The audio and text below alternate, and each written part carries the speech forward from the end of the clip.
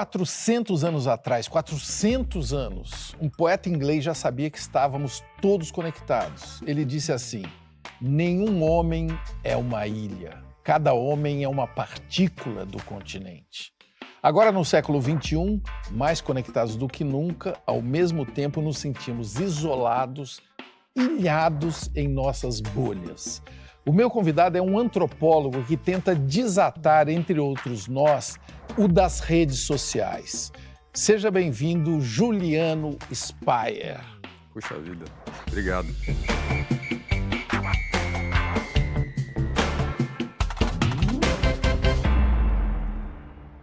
Como que você define, para quem não sabe, o que faz um antropólogo?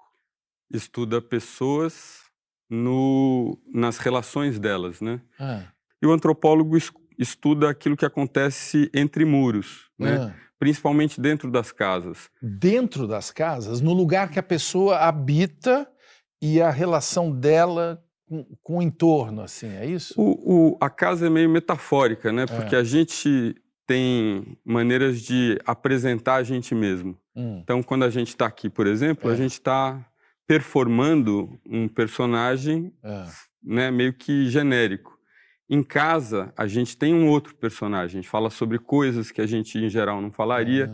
E o antropólogo é a pessoa que fica muito tempo fazendo esse trabalho de campo no local, a ponto de criar vínculos de confiança para poder entrar nesses ambientes. Você vai sumindo na paisagem. Exatamente. Essa, digamos, é o objetivo do antropólogo. Isso. A gente estuda aquilo que é tão óbvio que a gente mesmo não consegue explicar, né? Essas regras invisíveis. Por exemplo? Por exemplo, por que a gente está vestindo roupa? Sei. Se você perguntar isso para alguém, ela fala, não sei, por quê, né? Porque é assim. E quando o antropólogo tem essa visão fraturada, ele começa muito precocemente a entender que a mesma pessoa pode ser várias pessoas, né? A mesma pessoa, digamos, se ela nasceu no Brasil popular, sendo exatamente quem ela é, pode vir a existir de uma maneira, e se ela vai para Harvard, ou Yale, ou Oxford, ela é outra pessoa. E se ela tem essas duas coisas, ela é outra pessoa ainda, né? Eu vou querer falar bastante sobre esse seu novo livro aqui, O Povo de Deus, Quem são os Evangélicos e por que eles importam. É um livro que está muito bem vendido e comentado por aí, e vai virar série de TV, né? Na Globo, não é isso? É isso. Mas antes, Juliano, eu vou querer explorar você sobre o assunto que foi quando a gente se conheceu, que são as redes sociais, né? Você foi um cara muito precoce que fez um livro em 2007, Conectado, falando de Orkut, MSN. Que época foi essa da internet? Em 1990, eu estava fazendo curso de História na USP e, por meio de um professor americano chamado Robert Levine, eu pude usar na faculdade de engenharia o único hub que existia naquele momento na América Latina para a internet, né? E a internet naquela época era fundamentalmente listas de discussão, né? E naquele momento eu senti que alguma coisa estava mudando de um jeito incrível, porque você tinha ali centenas ou milhares de pessoas que não conheciam umas às outras, mas que habitavam um determinado espaço virtual, né, uma lista de discussão, e falavam entre si, trocavam conhecimento e aprendiam umas com as outras, né? E foi aí o ponto de partida. Qual é o impacto disso numa época que ninguém tinha como ter acesso a isso, né? Quando se começou a falar sobre isso, eu me lembro, a gente comprava computador e as pessoas perguntaram, mas para quê? Né? Eu me lembro com relação ao celular, e eu ouvi isso de muita gente, né? Mas eu não quero que me encontrem. Né? Para que eu vou ter um telefone comigo? Eu já tenho o telefone ali. Né? É curioso que no Neuromancer não existe uma menção ao telefone celular. E ele fala nisso porque fazem referência a esse livro que lançou a noção de ciberespaço. Ele fala, se eu fosse uma pessoa que tinha observado o futuro, obviamente eu teria observado o celular. Porque o celular hoje é óbvio. Não, o povo fica falando assim, mas saia desse celular. Aí eu vou fazer o quê? Vou sair correndo pela casa? Vou endoidar? Vou olhar para as paredes? E o que nós hoje, que estamos imersos nessa geleca, que você não tem como sair dela, aparentemente, temos a aprender com esse olhar lá do começo? Nós sempre estivemos nessa geleca, né? Que é uma narrativa comum na sociologia né, do século XIX, do século XX, que você vai identificar, ou seja, estamos cada vez mais isolados, né? E eu usei no Conectado uma imagem de pessoas num trem nos Estados Unidos, viajando de um subúrbio para outro, e todo mundo com um jornal na frente. Isso. Então, cada um na sua bolha. Na sua bolha. Eu me lembro em casa com a televisão, por exemplo, e a televisão era um problema, tinha acabado de chegar, né? E se falava... Era uma ameaça, né? Isso, uma ameaça porque você não brincava mais na rua. Não brinca na rua, você não vai no teatro, você não vai no cinema, você não vai fazer mais nada com isso aqui dentro. A televisão me deixa burro, muito burro demais. O medo que a gente tem quando surge uma novidade, como você citou a televisão, a internet, está acontecendo hoje com a inteligência artificial? Na internet se fazia isso para vender a internet. Né? Então o medo vende bastante. Isso, né? você fala, olha, você vai perder o seu trabalho, você não vai ser... Mas a indústria daquela pessoa não tinha nada a ver com aquilo, entendeu? Mas você vendia aqueles produtos, você aumentava o preço de anúncio, né, por conta disso. E a mesma coisa em inteligência artificial. Eu estava lendo esses dias o livro bonito do Antônio Prata sobre a infância dele, uma memória de infância, e ele estava falando recordando, né, fazendo uma arqueologia da memória dessas situações. Por exemplo, você vê uma formiga passando, daí você faz um limite para essa formiga com cuspe, dessa formiga dá a volta. Enfim, e essa sensação de encanto com o mundo é um negócio tão diferente do que seria uma inteligência artificial, né? Eu acho que ela na minha modestíssima opinião, mas eu acredito nisso, ela não tem subjetividade. Seremos entre monstros da nossa própria criação. Serão noites inteiras, talvez dormindo na escuridão. Ficaremos acordados, imaginando alguma solução, para que esse nosso egoísmo não destrua nosso coração. Como lidar com mudanças tão radicais? Então, parece que a gente, ao mesmo tempo, vive mais e envelhece mais também, porque você se sente tantas vezes menos próximo do que está acontecendo. Desatualizado. Muito fora, né? Ou seja, eu fiz um esforço, por exemplo, para usar o TikTok. Mas eu me canso, eu falo, puxa, não tenho mais energia para isso. E ao mesmo tempo, esse tipo de rede, ele é natural que ele seja habitado por pessoas novas, que encontram ali espaços distantes das pessoas que controlam as vidas delas, né? Os pais, por exemplo. Então, você muda do Facebook pro Instagram porque seus pais não estão lá. Daí seus pais seguem. Daí você vai do Instagram pro Snapchat, né? Pro Snapchat. Daí ele fica, de novo, as pessoas sabem, vira matéria. Daí você vai pro TikTok. E a gente fica nessa corrida com essa sensação de que tudo que você tem não é suficiente, né? E junto com isso, essa cultura mais recente, que de um lado é saudável em relação à questão da saúde mental, e por outro lado, medicaliza muito, né? Ou seja, hoje parece que é lugar comum você ouvir das pessoas, todo mundo, você fala assim, tô tomando remédio, eu também. E todo mundo toma remédio e, enfim... E né? é normal. E é normal.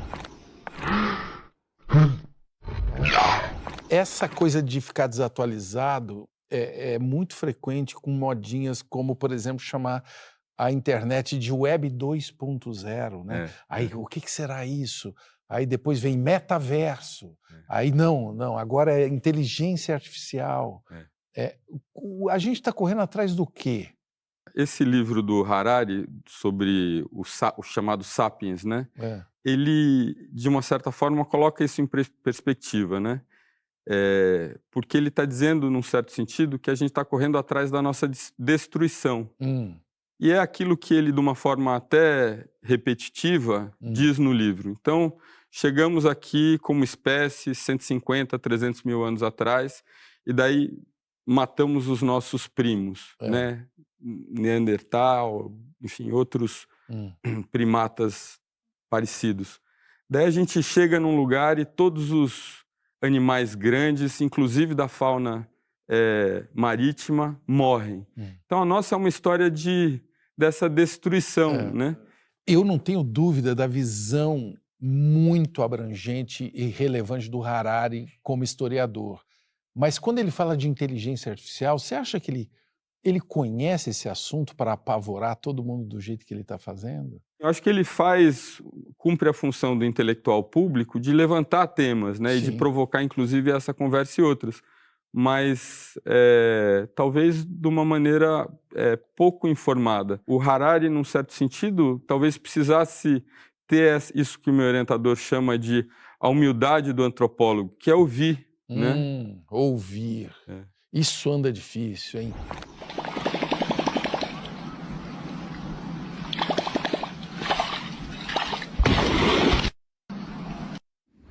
E eu tenho que dividir com eles que você me convidou para escrever o prefácio do livro do Twitter, e eu estava muita correria doida em 2009, eu falei, eu vou pedir para os meus seguidores escreverem comigo, e fui ouvir.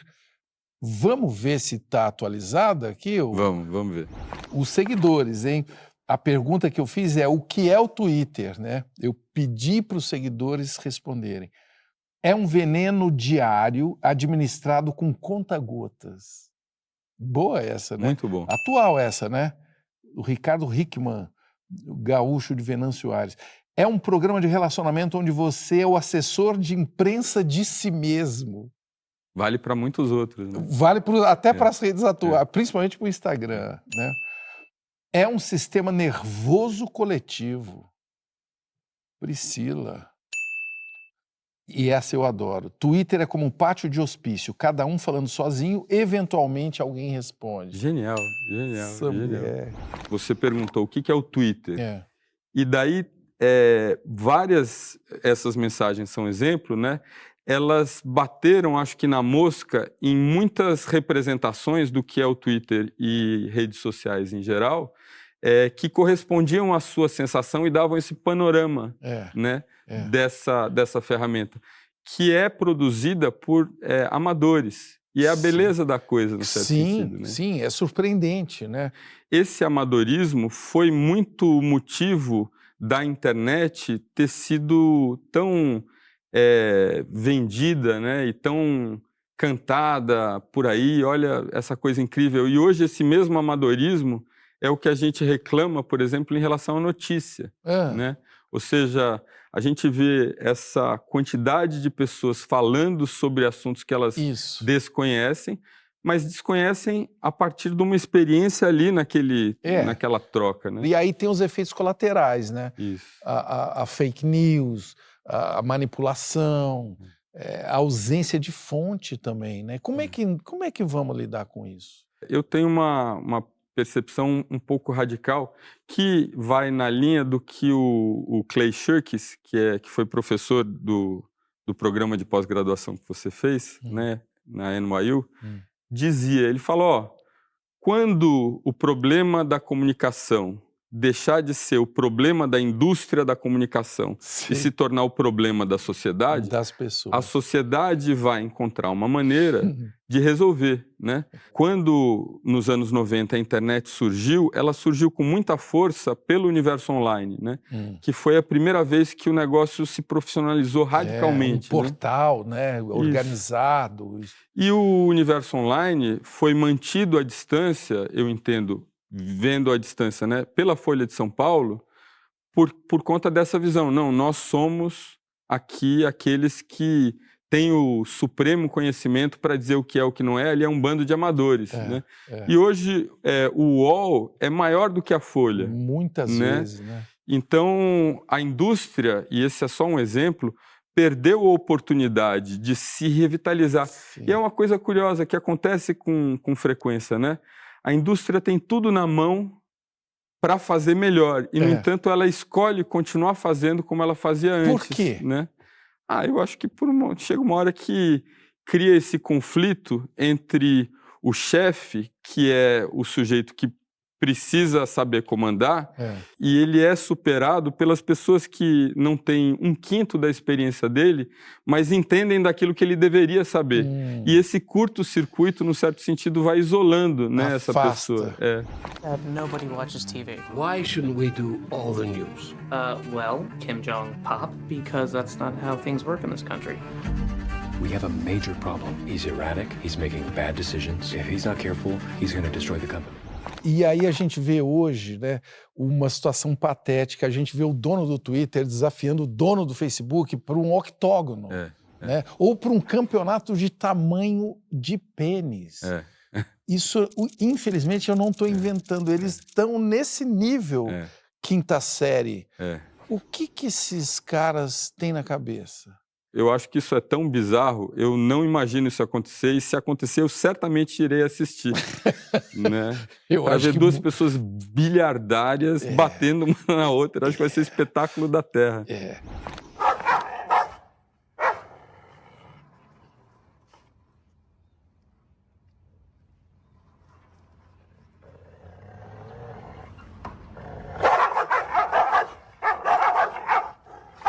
Nós não vamos desistir de entender redes sociais, mas a salvação, pessoal, vem no próximo bloco. O assunto é o povo de Deus. As igrejas evangélicas no Brasil foram um tema de estudo do Juliano nos últimos anos. Daqui a pouco ele conta tudo. O intervalo é rapidinho.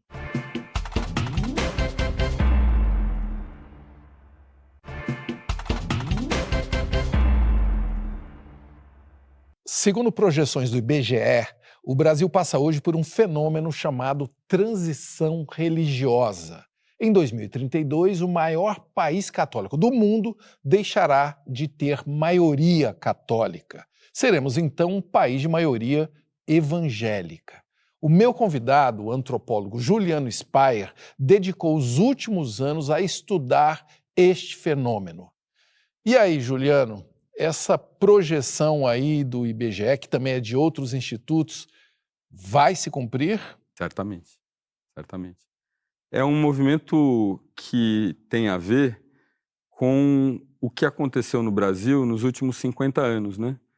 E tanto tem a ver com isso que o Brasil, de certa forma, ele se tornou vanguarda nesse experimento, né? Em relação a todos os outros países do mundo. Isso, e curiosamente, isso toca no tema do caos climático, porque, infelizmente, nós vivemos aquela longa seca, né, que produziu um processo de migração em massa que tornou o Brasil o país que ele é hoje, né? Essa coisa do centro expandido em relação à periferia, né? Se fala muito desse, principalmente do termo periferia.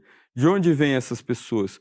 São pessoas que têm origem nesse sertão, ou principalmente nesse interior do Nordeste. Então, pessoas que vêm de famílias que sobreviviam a partir do cultivo da terra, ou trabalhavam para isso, e que muito rapidamente são incorporadas a essa lógica da cidade, o que cria um choque profundo, porque é uma pessoa acostumada com ritmos muito específicos, né? A hora que você acorda, a hora que você vai dormir, as relações familiares, muita importância dada à hierarquia familiar, a bênção meu pai, a bênção minha mãe, né? E que chegam na cidade e vislumbram não só uma inversão desses ritmos, ou seja, a noite e o dia deixam de ser o motivo de você funcionar ou não funcionar, você funciona meio que on demand, né? E acelerado, e você é enviado para esse lugar da cidade, que é a cidade que não tem ônibus, não tem posto de saúde, não tem nem igreja, né? Católica naquela época, não tem policiamento. Você está desamparado, né? Isso. Lá no meu pé de serra, deixei ficar meu coração. Ai, que saudade tenho, eu vou voltar pro meu sertão. No meu roçado eu trabalhava todo dia, mas no meu rancho eu tinha tudo que queria. Lá se dançava quase toda quinta-feira, chafona não faltava e tome shot a noite inteira. O que te levou a estudar esse assunto, o crescimento dos evangélicos? Uma experiência de 18 meses fazendo pesquisa de campo, e de olhar para essas pessoas e falar, aquilo tudo que a gente dizia batendo no peito, que crente é isso, crente é aquilo, se for verdade, é uma verdade parcial, Sei. tem outras coisas. A gente conhece pouco, né? Mas evangélico e protestante são usados de maneira como sinônimos, né, um do outro. Quem se chama protestante, geralmente é o protestante classe média, que também se chama cristão, né? E o protestante pobre se chama de crente ou de evangélico também. Hoje, se tornou um pouco lugar comum. O cristão, né, de classe média geralmente também faz parte de um grupo de igrejas que são as igrejas mais antigas, que surgiram ali no contexto da Reforma Protestante. Então, a Igreja Luterana, a Igreja Batista, a Igreja Metodista, né? E mais recentemente você tem grupos novos, por exemplo, Adventista, Testemunhas de Jeová, e mais recentemente esses grupos pentecostais.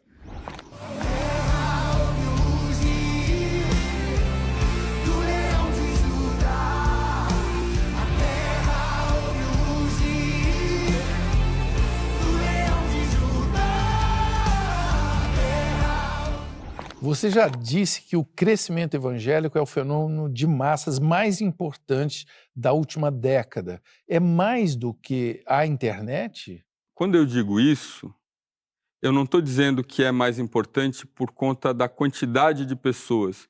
Já poderia ser, né? Ou seja, pensar que hoje 1 em 3 brasileiros é evangélico é incrível. O que é importante em relação a esse fenômeno é o quanto as pessoas que estão em posição de liderança ignoram ele. O que elas estão perdendo? Do ponto de vista político, eleitores, Sim. e do ponto de vista do mercado, consumidores. Né? O contato com a realidade, basicamente. Também, isso. Esse crescimento dos evangélicos tem alguma coisa a ver com rede social? Ou com transformações de comunicação? A gente não pode colocar uma questão de causa e efeito, né? Porque havia rede social, hoje tem esse crescimento. Porque o crescimento, ele já apontava nessa curva de crescimento desde os anos 70, né? Então, 70 a gente tinha 5, 6% de evangélicos. Daí passa para 9, uma década depois. Daí passa para 15, uma década depois. Daí 22. Então, até os anos 2000, quando a internet se torna aquilo que a gente conhece e chama hoje por internet, passou a existir, o cristianismo evangélico, dessa tradição protestante, já se manifestava como um fenômeno de massas, né? Mas a partir dos anos 2000 em diante, quando tem o surgimento do Facebook, o Orkut, o Twitter, o Instagram, a Wikipédia, o Google no finalzinho dos anos 90, quando essa internet aparece, tudo o que existe no mundo e está em contato com esse fenômeno passa a ser diretamente influenciado por ele. A gente estava vendo recentemente um mapa das lideranças da internet que tem mais de 1 milhão de seguidores, né? E é um mapa muito curioso, porque ela começa com cristãos históricos de igrejas tradicionais, né, que formam um núcleozinho duro, bem interconectado. Daí, na sequência, você tem pentecostais, que é principalmente essas igrejas que surgem a partir do início dos anos do século XX, né, e com muita intensidade, muita emotividade, né, e que existe principalmente, ou começa a existir principalmente nas camadas populares, né, e daí esse neopentecostalismo, ou seja, essas igrejas muito ligadas a esse discurso sobre prosperidade nos últimos 10 anos, formando um núcleo já maior. E, finalmente, você tem 3 ou 4 pastores que já não são de igrejas. Eles são as próprias igrejas. Por exemplo, o Dave Leonardo, que eu acredito hoje seja o principal deles, né? Um nome que muita gente nunca ouviu falar, mas que tem 13 milhões de seguidores. Quem é ele? Ele é um pastor que prega pela internet. Teve gente que jejuou pela sua vida. De repente, mas essas pessoas só jejuaram porque conheceram o Evangelho e foram transformadas pelo Evangelho. De repente, o Evangelho só está acessível porque alguém entregou o seu filho na cruz do Calvário por mim e por você. De repente, alguém morreu! Gabriel Feltran. Vejo começar um movimento anti-evangélico nas classes médias. Você também vê isso? Se sim, como são as reações de diferentes igrejas e fiéis? Então, o Gabriel é o autor, é um antropólogo, eu acho que é o antropólogo que eu mais admiro no Brasil. Ele escreveu um livro publicado pela Companhia das Letras chamado Irmãos, né? Ele é um especialista no tema da violência no Brasil, principalmente relacionado a questões de classe, pobreza. Ele levanta essa questão que, com esse olhar do antropólogo, né, que a gente nunca, acho que, teria condição de dizer, olha isso, está surgindo um anti-evangelicalismo, e é o que eu experimento toda semana nos comentários das colunas da Folha, né? A quantidade de pedrada, sabe? De que tipo? Algumas no limite do crime, né? Que você deve conhecer mais do que eu, porque está mais exposto do que eu. Mas muitas delas com essa reclamação genuína, mas desinformada, ou seja, alguém que nunca entrou na igreja evangélica, não tem amigos, não convive com evangélicos e trata disso como se fosse um bando de estúpidos. Eu tive, e eu não estou reclamando que as pessoas sejam assim, inclusive porque eu venho desse ethos, né, que acha que religião ou é uma besteira ou é uma ameaça, né? Agora, durante os 18 meses, e eu passei a frequentar, eu recebi uma ameaça, isso que aconteceu. Né? Ameaça de que tipo? Eu estava que nem pinto no lixo, como se diz, né? Eu era um brasileiro das camadas médias, né, uspiano, que chegou num lugar que é um bairro periférico e que estava encantado com a possibilidade de ver esse outro mundo. Que você não conhecia. Que eu não conhecia. E estava andando em terras ocupadas, estava olhando em lugares em que tinha a presença do crime, outros lugares em que o crime associado a forças policiais ou grupos políticos, e de uma maneira totalmente irresponsável. Não irresponsável para os outros, mas irresponsável para mim e para minha família. Né? E numa dessas situações, conversando com pessoas, e elas tinham razão de achar isso, porque quem vai a um bairro pobre, nunca tendo estado ali, não tendo nenhuma familiar ali, e passa o dia andando de um lugar para o outro fazendo perguntas. É o policial, né? E é com esse tipo de visão que eles passaram a me ver por muito tempo, né? E por conta disso alguém chamou e falou, estão para te matar. Você vai rodar. Né? E daí, por recomendação do meu orientador, ele falou, a gente já está há muito tempo aqui, né, nesse lugar. Se você for para outro lugar, você vai ter perdido esses vínculos. Então, encontra alguma coisa para fazer que não tenha nada a ver, que não ameace ninguém. Ele falou para eu ir estudar festas de aniversário, né? Tá em festa de aniversário, que é um lugar ótimo, que as pessoas se mostram. Eu fiz muito isso. Festa de casamento, festas em geral. Mas o que me encantou foi a igreja. Por quê que as pessoas estão aqui, né? Porque elas são pessoas trabalhadoras com 2, 3 trabalhos. Por que elas não estão no sofá, se amortecendo na frente da televisão? Daí, na hora que terminou o culto, eu falei, eu sei porque elas não estão na frente da televisão. Porque isso é espetacular. E te adorar é o que isso Eu não vou, vamos! Não vou perder! Você entra na assembleia que eu frequentava, das 7 às 8 são as pessoas chegando. Elas chegam, se ajoelham assim e começam a falar com Deus. E elas fazem isso não com essa maneira de falar do católico, né? Pai nosso que estás no céu, não. Ela é uma maneira, mas é uma maneira que é ritualizada também, mas ela é também da conversa, né? Uma conversa coloquial mesmo, direta. Isso, mas que tem uma coisa cantada também, né? Ela vai se tornando uma coisa hipnótica e daí eventualmente tem 10, 20, 50, alguém começa a chorar, várias pessoas estão chorando. Então isso é tão... É uma catarse, é tão tocante, É, sabe? As pessoas ali ajoelhadas, colocando ali ali na frente todos os seus motivos para infelicidade, um alcoolismo, um espancamento, um filho que está andando com más companhias, né? E sem uma visão, eu acho, muito abstrata em relação a esse é o seu filho, é a pessoa que, vendo de uma forma estúpida e pragmática, é a pessoa que vai te dar a mão quando outras pessoas não estiverem lá para fazer isso, né? E daí começa um espetáculo na igreja pentecostal, que é a que mais me toca particularmente.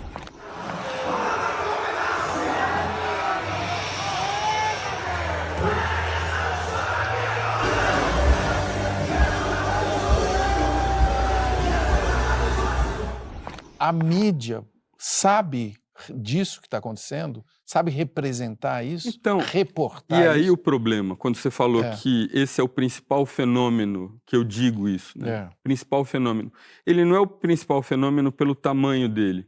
Ele é o principal fenômeno porque ele explicita essa lógica do Brasil que é totalmente anômala, que são as pessoas que comandam o país nessa pequena república que começa ou termina na Vila Madalena e chega até o Leblon, ou do outro lado, né?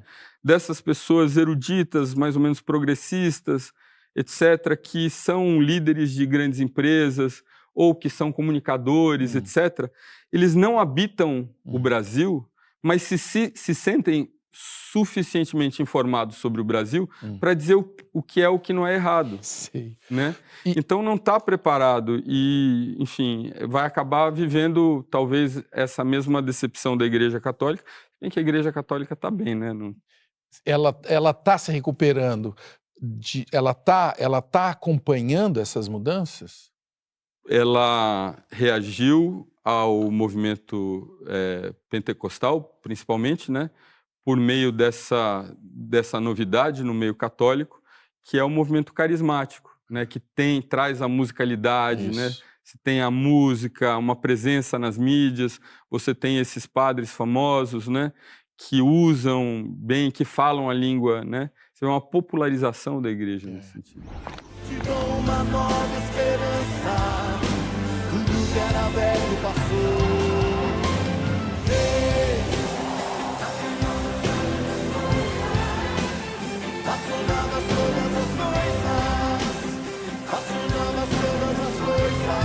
Quero ouvir vocês.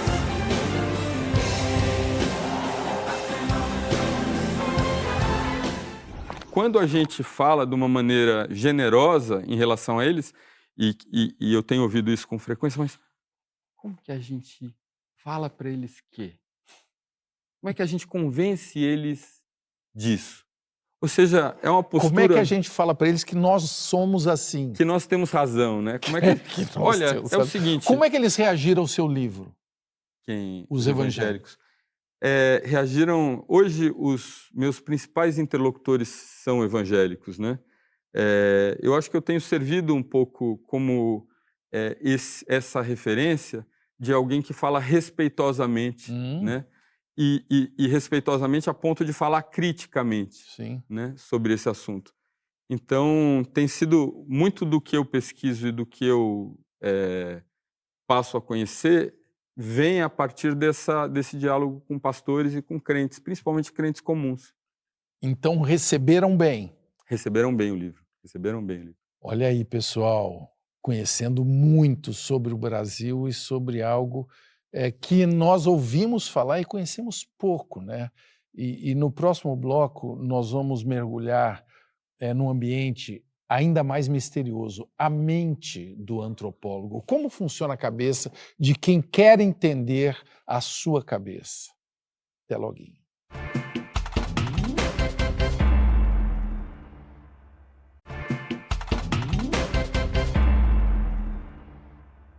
O antropólogo Darcy Ribeiro era um rebelde aos 72 anos, com câncer. Ele fugiu do hospital para terminar um livro.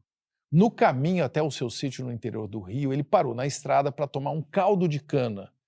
Tudo a ver com o cara que disse: só há duas opções na vida, se resignar ou se indignar. Eu não vou me resignar nunca, disse o Darcy. O meu convidado, Juliano Spaer, assim como o Darcy, é antropólogo. E aí, Juliano, até onde que vai a sua rebeldia? Você vai tomar um caldo de cana, assim, na idade madura, que nem o Darcy? Eu acho que ele é uma coisa... O que ele estava falando reflete muito, por exemplo, aquilo que um convidado seu recente, o Marcelo Dantas, né, falou no trecho final. Ele chama de rebeldia, mas a gente pode dizer de encantamento, né? Que é isso que, nesse livro, o Antônio Prata faz referência, né?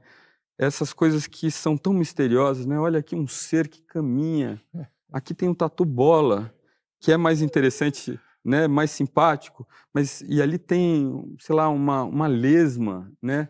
E hoje a gente, assim, com o tempo você talvez vai se banalizando, né? Talvez na prece, no ritmo, mas é isso, eu tenho a impressão que o Darcy chama atenção, que é olhar como as coisas não são normais. Né? Tem a ver com o olhar de criança? Pode ter a ver, né? Ou o olhar do poeta, né? Também, olhar e ver, né, o que as coisas são. O olhar do cientista, né? Assim, o cientista que se maravilha, né?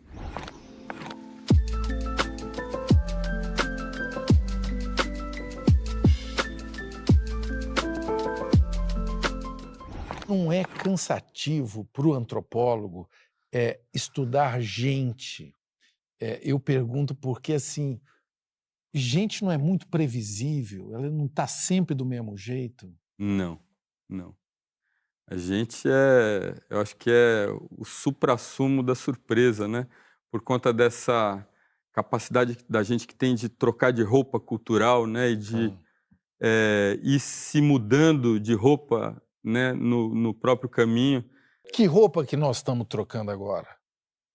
A gente está trocando muito uma roupa em relação à discussão da sociedade, que está passando a ser uma discussão muito relacionada à identidade, como a gente se vê, né? Curioso como esse debate sobre as identidades, ela existe ao mesmo tempo no campo evangélico, por exemplo, porque você pode dizer que o evangélico se afirma a partir de uma identidade, ele fala, não, eu posso falar isso porque eu sou religioso, ou porque eu defendo a família, ou porque eu defendo a moral cristã, né?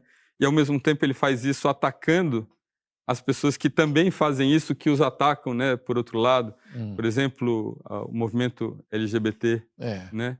Que está sempre em tensão e com motivos justos, né? Com esse grupo que o demoniza também.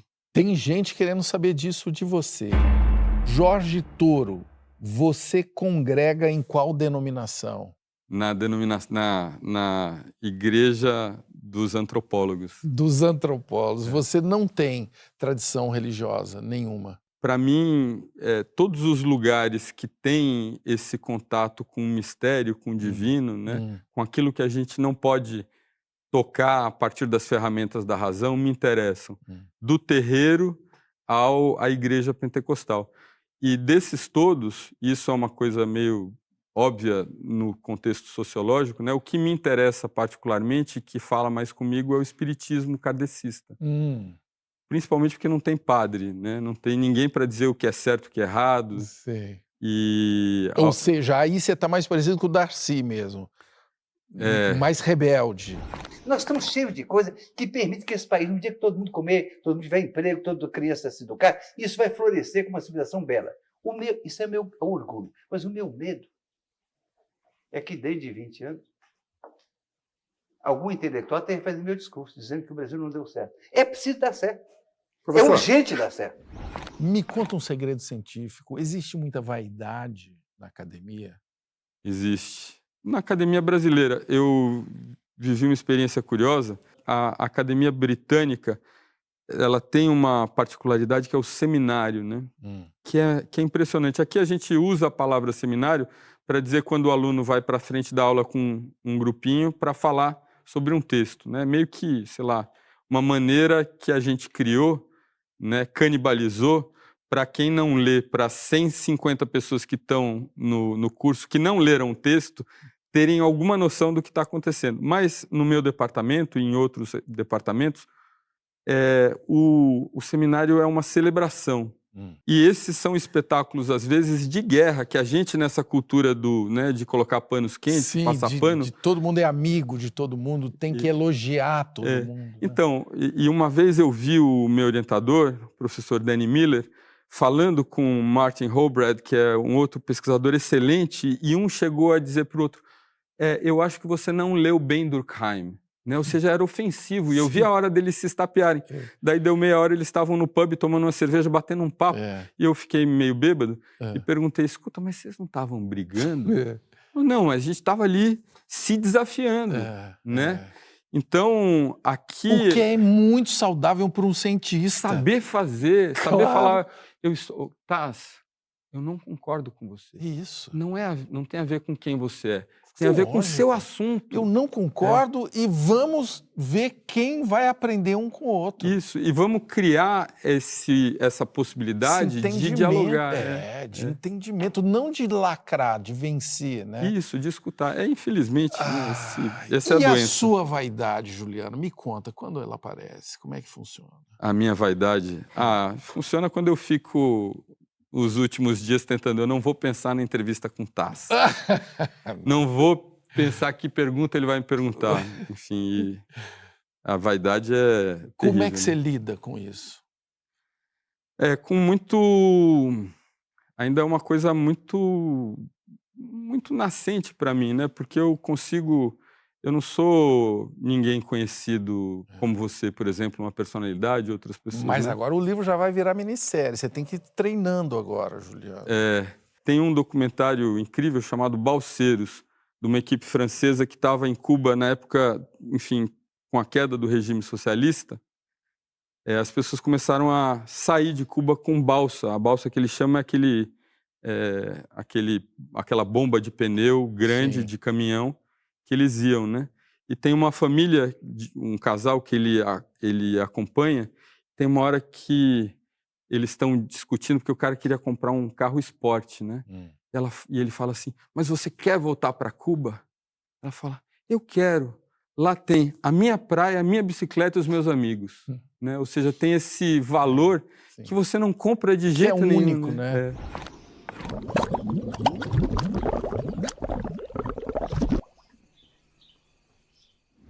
Eu quero deixar claro que quando eu falo de intelectuais que não querem entrar na briga e tal, eu amo o pensamento, eu acho que é assim que a gente tem que lidar, mas eu percebo que às vezes se perde o melhor da festa, né? Quando, por exemplo, para voltar naquele assunto, se demoniza uma tecnologia como a inteligência artificial, antes de conhecer, inclusive, a priori. Você não acha? Ou ela vai poder tomar o lugar do antropólogo? Então, é cíclico, né? A cada tantos anos, alguma coisa acontece e fala... Isso é uma coisa que o meu orientador, o professor Miller, falava, né? A gente fica querendo dizer o que é o que não é ser humano. Agora não. Agora a gente deixou de ser o ser humano. Ser humano é aquele cara das cavernas, né? Eu vi recentemente o Stephen Fry, que é esse intelectual público britânico, né, incrível, falando sobre isso em relação à inteligência artificial, né? E se remetendo ao mito de Prometeu. Prometeu sendo esse titã que, nesse mundo mitológico grego, traz o fogo, desafiando Zeus, que era o líder da coisa toda ali, ele traz o fogo para a gente, né? E o fogo, nesse sentido, é também a imortalidade, que se dá pela criatividade e pela destruição que o fogo traz. Está ali, a mesma coisa, né? Sim. A mesma coisa que te esquenta. O mesmo risco, né? Isso, está ali tudo, está ali Newton, está ali Einstein, está ali tudo. E em compensação, Zeus apronta com a gente, porque ele apronta com Prometeu falando, bom, agora você vai ficar preso nessa pedra, todos os dias uma águia vai devorar o seu fígado, dilacerar o seu fígado, e à noite ele nasce de novo. E esse foi a pena de Prometeu. E a pena da humanidade foi Pandora. Pandora, que é uma mulher não só linda, como ela tem dotes e bens de todos os deuses, né? Ele tem inteligência de um, a beleza de outro, a capacidade de, enfim... E daí, sedução, né? De sedução. Daí ela vem com uma caixinha. E nessa caixinha estão todos os males do mundo, que ela, obviamente, curiosa, abre e deixa escapar, e escapam todas, menos a esperança, que ela mantém presa ali.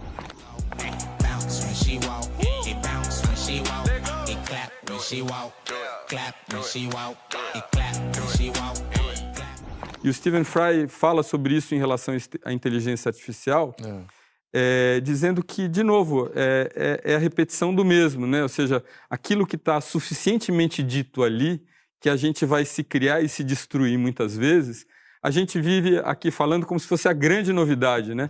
Não, isso vamos tomar contato com esse fogo, né? E não estou dizendo irresponsavelmente. Não. Quando as pessoas criticam, elas estão falando, isso é problemático porque vai dar acesso a muitas pessoas caminhos para fazer bomba, vai dar acesso a maneiras de subverter discursos de ódio. É legítimo, mas o que ela dá acesso também? Eu estou usando hoje e estou encantado a ponto de eu ter assinado, né, um serviço chamado Midjourney. O Midjourney é uma solução de inteligência artificial voltada à criação de imagens, né? Então, se você fala assim, eu quero a imagem de um Jesus indiano, né? Eu quero que ele seja também um mendigo. Eu quero que ele esteja segurando uma lata de Coca-Cola. Eu quero que a imagem, a expressão facial dele seja de uma expressão semelhante à da Mona Lisa. Você não identifica muito. E você vai falando isso e ele constrói essa imagem. Cruza a mão no ombrinho, dá uma chamadinha. Cruza a mão no ombrinho, dá uma chamadinha. Fechou? Quebra até embaixo, dando essa maroladinha. Cruza a mão no ombrinho, dá uma chamadinha. Cruza a mão no ombrinho, dá uma chamadinha. Fechou? Que é isso que o chat GPT traz. Ele não é uma inteligência artificial. Ele é uma inteligência artificial generativa. O que quer dizer esse generativo?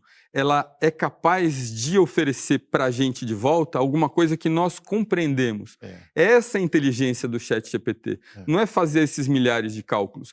É, a partir desses milhares de cálculos, devolver para alguém alguma coisa que, de alguma forma, é semelhante ou a gente... Vai significar alguma coisa. Como uma coisa do ser humano, entendeu? E aí é que eu tenho dificuldade, de novo, de entender a bronca que existe de gente que eu respeito muito por novidades tecnológicas, como, por exemplo, a propaganda, onde aparece a Elis Regina cantando com a Maria Rita.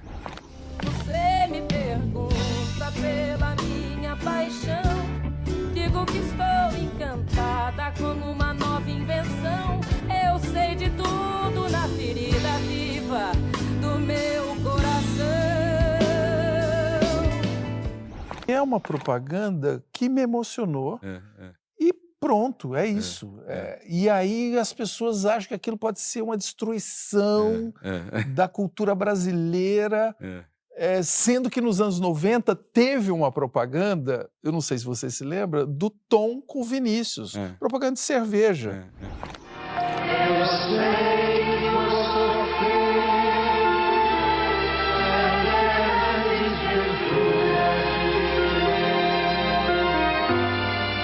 a espera de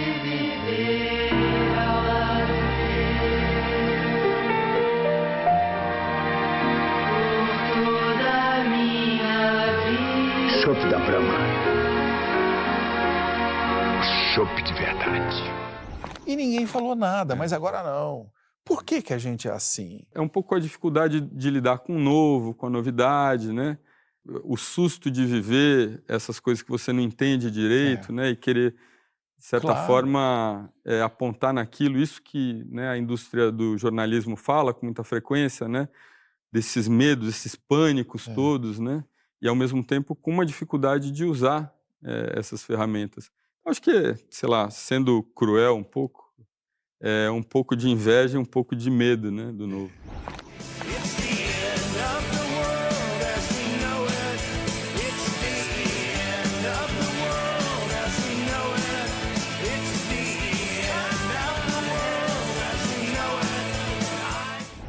Como que você quer ser lembrado? Eu quero ser lembrado como um antropólogo no sentido muito fundamental disso, como um curioso que quer ver as pessoas conversando, né? Boa meta essa daí, hein? Então você já pode me responder aquela pergunta simples: o que é a vida? A vida... Primeira coisa que eu penso, acho que vale registrar, né? Eu penso na música do Gonzaguinha, que é bonita, né? Meio no automático.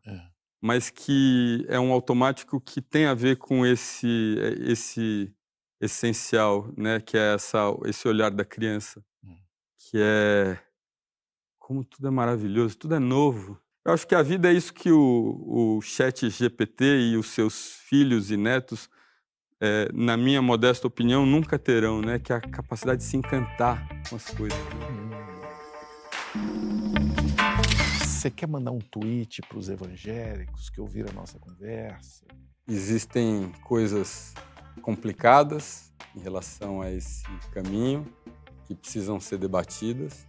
Existem coisas lindas e incríveis que quem não frequentou ainda, mesmo não frequentando ou não se convertendo, pode se emocionar. Por exemplo, a leitura.